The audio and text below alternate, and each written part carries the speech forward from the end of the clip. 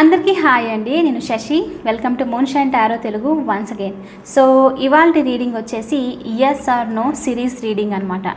So మీ ముందు చూడండి 4 కార్డ్స్ ఉన్నాయి. ఈ 4 కార్డ్స్ వచ్చేసి 4 క్వశ్చన్స్ లాగా అనమాట. Question 1, question 2, question 3, question 4.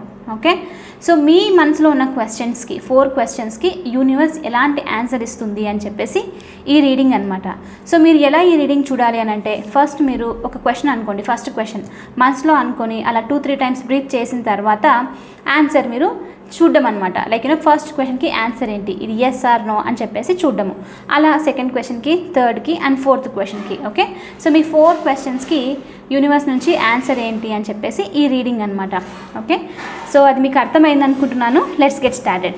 And మీకు కనుక ఈ వీడియో నచ్చితే please hit that like button, share and subscribe to my channel. And మీ ఒపీనియన్ని లైక్ యాజ్ యూజువల్ కమెంట్స్ ద్వారా నాకు తెలియజేయండి. సో ఇప్పుడు స్టార్ట్ చేసేద్దాం reading. And one more thing ఏంటంటే, నేను ఎస్ ఆర్ నో చెప్తాను, దాంతోపాటు దేనికి రిలేటెడ్ అయ్యి ఉండొచ్చు ఇది అన్నది కూడా చెప్తాను. Okay, so it doesn't have to resonate. అది రెజొనేట్ అవ్వకపోయినా పర్లేదు స్టోరీ, బట్ మీ క్వశ్చన్కి మాత్రం ఎస్ ఆర్ నో అన్నది ఇంపార్టెంట్. ఓకే, నాకు అనిపించింది నేను చెప్తాను. ఒకవేళ కనెక్ట్ అయితే ఇట్స్ ఓకే, కనెక్ట్ అవ్వకపోయినా it's not a problem. Just yes or no అనేది మాత్రం మెయిన్ అనమాట. ఓకే, సో మరి స్టార్ట్ చేసేద్దాము. మీరు మనసులో క్వశ్చన్ అనుకోండి. ఫస్ట్ క్వశ్చన్ నేను ఫస్ట్ ఆన్సర్ చెక్ చేయబోతున్నాను. అది ఎస్ ఆ నోనా, ఒకవేళ ఎస్ అయితే ఏంటి, నో అయితే ఎందుకు అని చెప్పేసి కూడా చెప్తాను. ఓకే, సో ఫస్ట్ క్వశ్చన్ని అనుకోండి, ఒక 2-3 టైమ్స్ బ్రీత్ చేయండి. ఆ తర్వాత ఇప్పుడు ఈ ఆన్సర్ని చెక్ చేయండి. ఓకే, సో ఫస్ట్ క్వశ్చన్కి ఆన్సర్ నేను చెక్ చేస్తాను ఇప్పుడు. Okay, universe please give me answer for this first question, whatever my collectives has on their mind. What is the answer? Is it yes or no? First క్వశ్చన్కి yes. Okay, answer వచ్చేసి ఎస్ఏ చూపిస్తుంది, but ఇది చాలా tough yes. అంటే ఏంటంటే 6 of swords చూపిస్తుంది అనమాట. ఈ ఆన్సర్ మీకు ఎస్ కావాలి అని అంటే మీరు చాలా కష్టపడాల్సి వస్తుంది. ఓకే, మీకు అంత ఈజీగా దొరకదనమాట. 6 ఆఫ్ స్వర్డ్స్ చాలా లెసన్స్ నేర్చుకోవాలి, పాస్ట్లో జరిగిన మిస్టేక్స్ మళ్ళీ రిపీట్ చేయకుండా ఉండాలి. లైక్ బ్యాగేజ్ని తీసుకుని వెళ్ళకూడదు అనమాట. పాస్ట్లో చేసినదే మళ్ళీ రిపీట్ చేయడము, మళ్ళీ ఫ్యూచర్కి తీసుకొని వెళ్ళడము, ఇలాంటివి చేయకూడదు. ఏదున్నా సరే ఆన్సర్ అయితే ఎస్. ఇది డిఫికల్ట్ ఎస్ అనమాట. కొంతమందికి ఏంటంటే మూవ్ ఆన్ అయిపోవాలా లేదా అన్న క్వశ్చన్స్ కూడా అడిగిండొచ్చు. నాకు ఇక్కడ అనిపిస్తుంది ఏదైనా సిచ్యువేషన్ నుంచి ఎస్ మీరు మూవ్ ఆన్ అయిపోవాలి అని ఇక్కడ యూనివర్స్ చెప్తుంది. కానీ ఇక్కడ ఏంటంటే ఇది చాలా డిఫికల్ట్ అనమాట. ఎందుకంటే మీరు ఈ క్వశ్చన్కి సంబంధించి చాలా లైక్ చాలా డిఫికల్టీస్ ఫేస్ చేశారు, చాలా కష్టపడ్డారు. కొంతమందికి ఏంటంటే మనుషులతో మాటలు అనిపించుకోవడము, ఇదంతా తర్వాత ఇంకా డిసైడ్ అయిపోవడం అనమాట, మూవ్ ఆన్ అయిపోవడమే బెస్ట్ అని చెప్పేసి. ఇంకొంతమందికి హెల్ప్ అరైవ్ అవుతుందా లేదా, ఎవరైనా ఉన్నారా హెల్ప్ చేయడానికి అన్న క్వశ్చన్ కూడా ఉండొచ్చు. ఎస్, హెల్ప్ అనేది వస్తుంది. కానీ ఇక్కడ ఏంటంటే మీరు ఏ పని చేసినా సరే ఇది ఆన్సర్ ఎస్ కావాలంటే మీరు కొంచెం డిఫికల్ట్ లైక్ కొంచెం కష్టం అయితే పడాల్సిందే. ఇక్కడ ఈజీ ఎస్ అయితే కాదు. ఒకవేళ మీరు తీసుకోండి, ఫర్ ఎగ్జాంపుల్ బిజినెస్ ఏదైనా చేయాలనుకుంటున్నారు, మీరు ఇన్వెస్ట్ చేయకుండా, మీరు కష్టపడకుండా దానికి వెంటనే లాభం రావాలంటే కుదరదు, రైట్? సో అలాంటిదన్నమాట. సో ఎస్, ఆన్సర్ అయితే ఎస్ ఉంది, కానీ ఇది కొంచెం టఫ్ ఎస్ అనమాట. చాలా స్ట్రగుల్స్ తర్వాత, మీరు కష్టపడిన తర్వాత మీ కష్టానికి ఫలితం వస్తుంది అని చెప్పేసి ఇక్కడ యూనివర్స్ మీ ఫస్ట్ క్వశ్చన్కి ఆన్సర్ ఇస్తుంది. ఓకే, నెక్స్ట్ మీ సెకండ్ క్వశ్చన్కి ఆన్సర్ ఏంటో చూద్దాము. Universe please give answer for the second question, is it yes or no? So మీరు 2-3 టైమ్స్ బ్రీత్ తీసుకొని చూడండి సెకండ్ క్వశ్చన్కి ఆన్సర్ ఏంటో నేను చెక్ చేస్తాను. Okay, universe please give me answer for the second question, is it yes or no for my collective. అంతా waiting వస్తుంది. 2 of wands, దీనికి కూడా ఎస్ ఆన్సర్. ఓకే, కానీ మళ్ళీ ఇక్కడ ఏంటంటే మీరు క్వశ్చన్ మార్క్లో ఉండకూడదు, ఆన్సర్ ఎస్ ఉంది. ఓకే, కానీ మీరు డౌట్ పడే ఛాన్సెస్ అనమాట.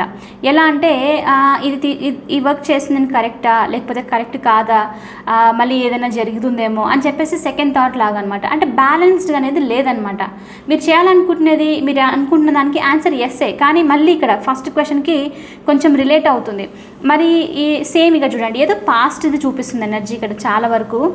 పాస్ట్కి సంబంధించి అది ఇంకా మీ లైఫ్లో ఉండడం అనమాట, రైట్? అది ఉన్నందుకు మీరు ఈజీగా ఆన్సర్ అనేది డిసైడ్ చేయలేకపోతున్నారు.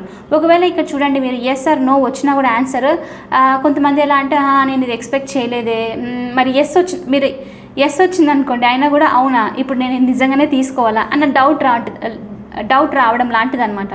ఓకే, సో ఆన్సర్ అయితే ఎస్ ఉంది, కానీ మీరు క్వశ్చన్ మార్క్లో ఉండి కన్ఫ్యూజన్లో ఉండి ఇట్స్ ఓకే లైక్ చేయకపోతేనే బెస్ట్ ఇలాంటిది అనమాట. ఓకే, ఒక బ్యాలెన్స్ లేకుండా ఉండడం అనేది చూపిస్తుంది. ఓకే, పర్సనల్ విషయానికి వస్తే కొంతమందికి ఇక్కడ ఏంటంటే బిజినెస్కి సంబంధించి అయినా సరే, వర్క్ కెరియర్కి సంబంధించి అయినా సరే, ఇంకొక లైక్ అప్రోచ్ తీసుకుందాము, కొత్తగా ఏదైనా ఎస్టాబ్లిష్ చేద్దాము, ఒక గ్రోత్ లాంటిది ఉంటే బాగుంటుంది కదా పాజిటివ్గా, లైక్ ఎక్స్పాండ్ చేయడం లాంటిది అనమాట. బిజినెస్ని ఎక్స్పాండ్ చేయడము, కెరియర్ని ఓన్లీ వన్ కాకుండా more than one stream of income కోసము ట్రై చేయడము ఇలాంటిది. సో ఎస్, మీకు ఆన్సర్ వచ్చేసి ఎస్ ఉంది, మీరు దాని గురించి చూస్తూ ఉన్నారు. ఇక్కడ యూనివర్స్ నుంచి మీకోసం సెకండ్ క్వశ్చన్కి మెసేజ్ ఏంటంటే మీ దగ్గర క్లారిటీ ఉంది, ఐ మీన్ మీకు ఏం చేయాలో ఉంది, కానీ డౌట్లో ఉండకండి, స్టెప్ తీసుకోండి, ముందుకు వెళ్ళండి. చూస్తూ ఉంటే అది ఎప్పుడు జరగదు, రైట్? సో అలా ఉండకుండా టేక్ అ ఫార్వర్డ్ స్టెప్ అని చెప్పేసి ఇక్కడ యూనివర్స్ చెప్తుంది. కొంతమందికి నాకెందుకో ట్రావెల్కి సంబంధించి అనిపిస్తుంది. ట్రావెల్ కంటే మీకు జాబ్లో ట్రాన్స్ఫర్ ఆప్షన్ లాంటిది, లేకపోతే వేరే ప్లేస్కి వెళ్ళి వర్క్ చేయాలి అని చెప్పేసి ఇలాంటిది.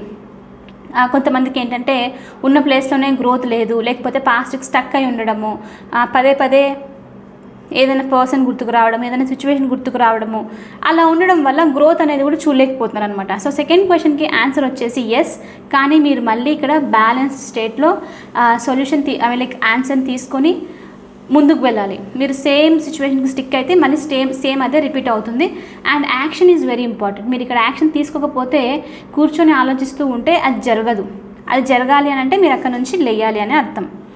ఓకే, సో సెకండ్ క్వశ్చన్కి కూడా ఎస్, బట్ రెండింటికినూ చాలా టఫ్ ఎస్ అనమాట. అంటే ఎలా అంటే మనసు కొంచెం భారంగా అయిపోయి వచ్చిన ఆన్సర్ అనమాట ఎస్. చాలా ఫ్రీ స్పిరిటెడ్గా హూ అన్నట్లు కాకుండా కొంచెం ఇబ్బందికరమైన ఎస్ అని చెప్పొచ్చు. ఓకే, సో థర్డ్ క్వశ్చన్కి మీకు ఆన్సర్ చూద్దాము.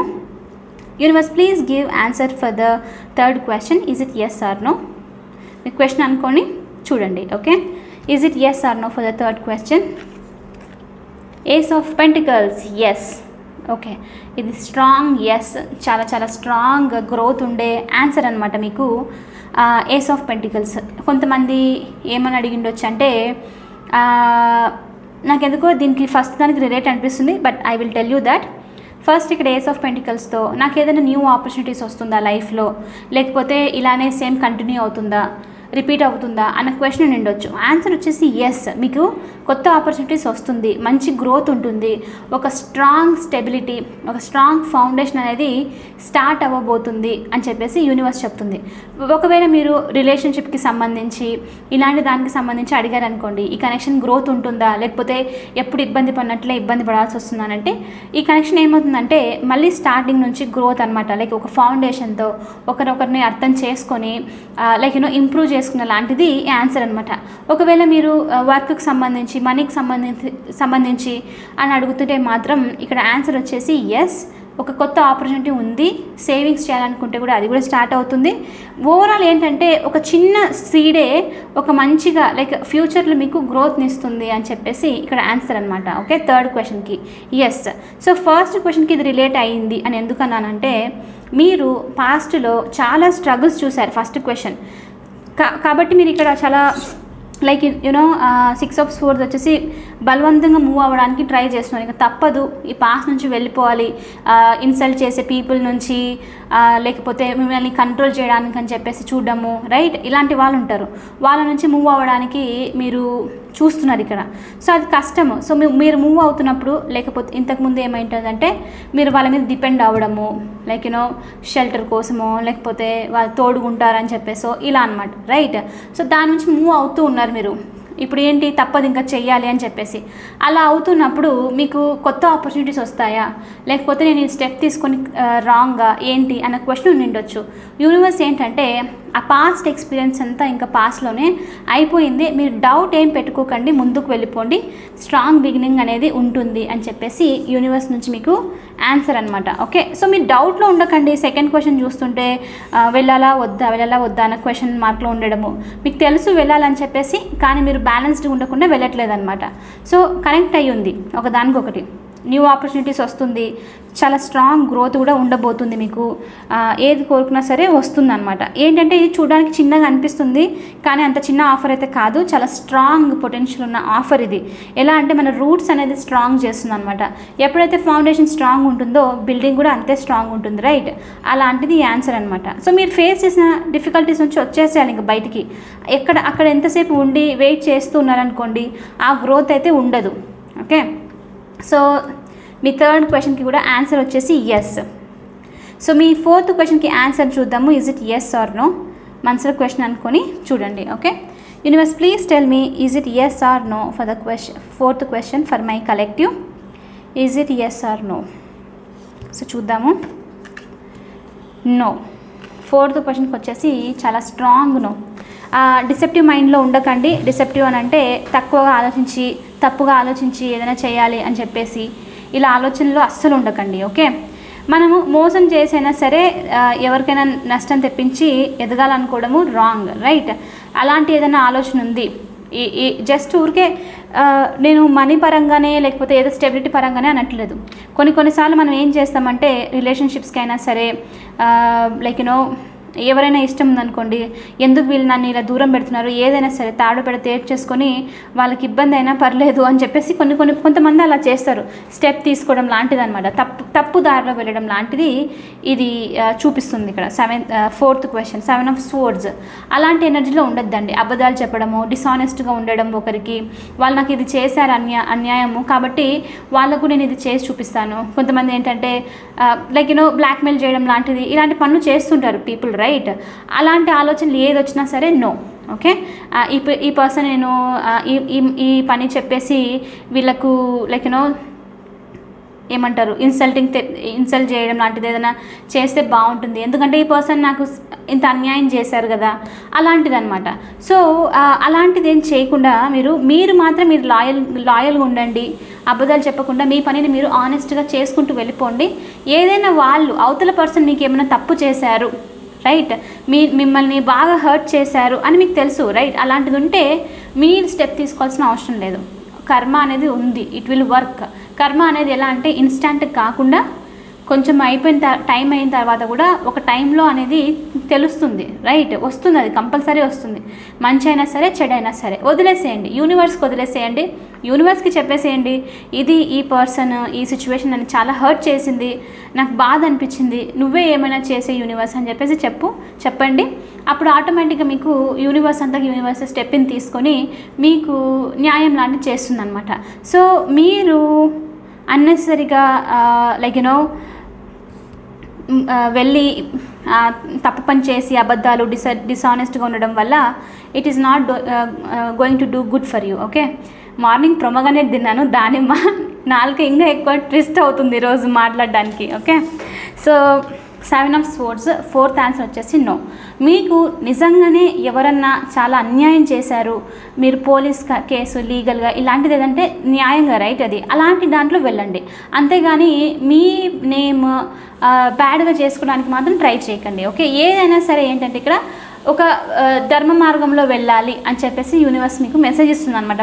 ఫోర్త్ క్వశ్చన్కి కోపంలో ఉన్నప్పుడు మనము ఎవరైనా ఇష్టం లేని పనులు చేసినప్పుడు వస్తుంది ఎలా అంటే ఇది చెయ్యాలి, వాళ్ళను ఈ ప్లేస్కి తీసుకొని రావాలి అన్న ఆలోచన వస్తుంది. బట్ అలా చేయకూడదు, రైట్? అప్పుడు మీకు వాళ్ళకి డిఫరెన్స్ ఉండదు మీరు ఇలాంటి స్టెప్ తీసుకుంటే. సో అందుకని చెప్పేసి ఫోర్త్ క్వశ్చన్కి అయితే నో. ఆలోచన మీరు కరెక్ట్గా పెట్టుకోవాలి. ఫోర్త్ క్వశ్చన్కి ఇది చూపిస్తుంది. ఓకే, సో 3 క్వశ్చన్కి yes, but I can see ఇక్కడ చాలా బాధగా వచ్చిన ఎస్ఎస్ 2 పైనవి 6 of Swords 2 of Wands. ఎందుకంటే మీరు వెయిట్ చేసి ఇంకా తప్పదు అని వచ్చిన ఆన్సర్ లాగా ఇంకా చెయ్యాలి అన్న ఆన్సర్ చూపిస్తుంది అనమాట ఇక్కడ ఎస్. ఓకే, కొంతమందికి మూవ్ ఆన్ అయ్యి ఉండొచ్చు, కొంతమందికి కొత్తది స్టార్ట్ చేయాలి, వేరే ప్లేస్కి వెళ్ళాలి, మళ్ళీ లైఫ్ని రీస్టార్ట్ చేయడం లాంటిది ఇలాంటివి చూపిస్తుంది. ఓకే, స్టోరీ మీకు కనెక్ట్ కాకపోయినా ఆన్సర్స్ అయితే ఇవన్నమాట. ఓకే, ఏదైనా అయ్యి ఉండొచ్చు మీ స్టోరీ క్వశ్చన్స్కి, బట్ ఆన్సర్స్ వచ్చేసి yes yes yes no. Okay, so ఇది వచ్చేసి ఇవాళ రీడింగ్, చాలా సింపుల్ రీడింగ్. ఇది మీకు హెల్ప్ అయింది అని అనుకుంటున్నాను. ఒకవేళ హెల్ప్ అవుతే please hit that like button, share and subscribe to my channel. I will see you in the next reading. Bye for now. Take care.